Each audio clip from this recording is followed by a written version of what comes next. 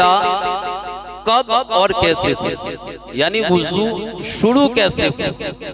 बड़ी अहम बात है हजरात, ये बड़ी मुश्किल से ये बातें आम किताब पढ़ने से नहीं मिलती है। आप तफसीर का मुताला करें, मेहनत करने के बाद ये सारी चीजें जमा करने के बाद इसे गुलदस्ती की शक्ल में मैं आपके सामने पेश कर। ये आप उसे आसान समझते होंगे कि उठाई किताब और पढ़ के बोल दिया, ऐसा नहीं है। आप सिर्फ 3 लाइन याद करके दिखाए इस्लाम की कोई हदीस तो आपको पता चल जाएगा। तो मैं समझता हूँ कि आप भी थोड़ा हेल्प करें, मदद करें। सुभान अल्लाह से आप मेरे अंदर जोश पैदा कर सकते हैं। मोहतरम हजरात, मुकर्रिर का जोश सुभान अल्लाह से पैदा होता है।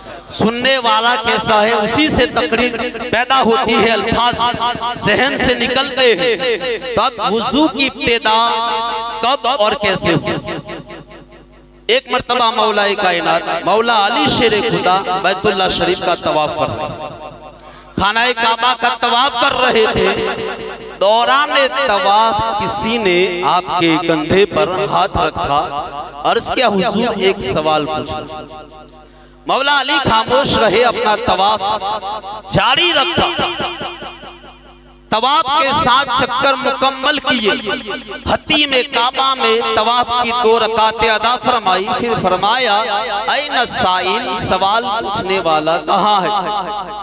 वो शख्स हाजिर हुआ, फरमाया अब पूछो, क्या पूछना चाहते हो। अर्ज की हुजूर ये बताइए वुजू की इब्तिदा कब और कैसे हुई। मौला अली का जवाब सुनी। मौला अली ने फरमाया कि जब अल्लाह ताला ने फरिश्तों को फरमाया इन्नी जाइलुन फिल अर्द खलीफा, मैं जमीन में अपना नाइब बनाने वाला, अपना खलीफा बनाने वाला हूँ, तो फरिश्तों ने अर्ज किया अतजअलु फीहा मन युफसिदु फीहा व यस्फिकु दिमा, कि ऐ मौला क्या तू ऐसे को खलीफा बनाएगा जो जमीन में खून रेजी करेगा, जमीन में खून बहाएगा, फसाद करेगा। फरिश्तों ने ये बात बतौरे एतराज नहीं कही थी, महज वो हिकमत जानना चाहते थे कि ऐ मौला हम तेरी पाकी बयान करते हैं, तेरी हमदो सना करते हैं, तेरी तस्बीह तहलील करते हैं, तो लिहाजा हमें खलीफा बनाया जाए। इंसान को खलीफा बनाने में हिकमत क्या है। अल्लाह ने फरमाया इन्नी आलमु मा ला तालमून, जो मैं जानता हूँ वो तुम नहीं जानते। रब्बे कायनात का जवाब सुनकर फरिश्तों को खौफ हुआ, खौफ ज़दा हो गए और उन्हें लगा कि हमने अल्लाह की बारगाह में बड़ी जुर्रत कर ली है, बड़ी जसारत कर ली है। लिहाजा खौफ की वजह से फरिश्ते अर्श इलाही का तवाफ करने लगे।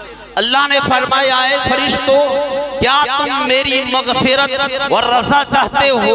अर्ज किया मौला हमें तेरी मगफिरत और रजा से बढ़कर किसी चीज का शौक नहीं है। अल्लाह ने फरमाया कि ऐ फरिश्तों अर्श के नीचे एक नहर है जिसे नहरुल हैवान कहा जाता है, वहां चले जाओ।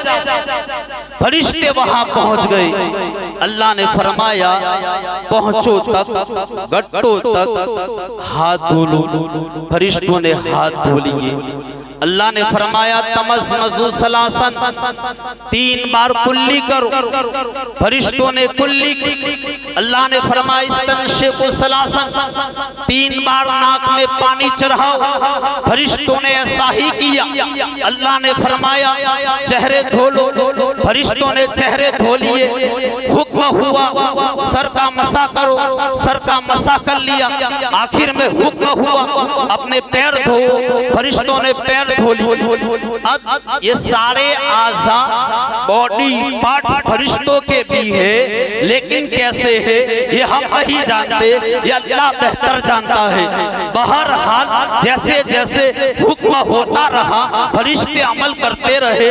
आखिर में अल्लाह ने फरमाया कि ऐ फरिश्तों अब कहो सुब्हानकल्लाहुम्मा व बिहम्दिका अशहदु अल्ला इलाहा इल्ला अंता अस्तगफिरुका व अतूबु इलैक। फरिश्तों ने ऐसा ही किया। जब सब कुछ कर चुके अब फरिश्ते अर्ज करते हैं ऐ रब्बुल आलमीन, ऐ मौला ये जो हमने किया है ये क्या है? अल्लाह फरमाता है ऐ फरिश्तों जो भी साहिब ईमान मुसलमान ऐसा करेगा जैसा तुमने किया है तो मैं उसे अपनी मगफिरत और रज़ा से नवाजूंगा, मैं उसे अपनी मगफिरत से नवाज दूंगा। जो मुसलमान ऐसा करेगा ऐ फरिश्तों जो मुसलमान ऐसा करेगा जैसा तुमने किया है मैं उसे बख्श दूंगा, मैं उससे राजी हो जाऊंगा। जब वो हाथ धोएगा उसके हाथों के गुनाह, जब वो कुल्ली करेगा उसके मुंह के गुनाह, जब वो नाक में पानी डालेगा उसकी नाक के गुनाह, जब वो मसा करेगा उसके सर के गुनाह, जब वो पाँव धोएगा उसके पाँव के गुनाह झड़ जाएगा। फरिश्तों ने अर्ज किया ऐ रब्बुल आलमीन ये फजीलत सिर्फ हमारे लिए खास है। अल्लाह ने फरमाया ऐ फरिश्तों ये तुम्हारे लिए भी है और जिसे मैं खलीफा बनाने वाला हूँ आदम और उसकी औलाद के लिए भी यही फजीलत है। मोहतरम हज़रात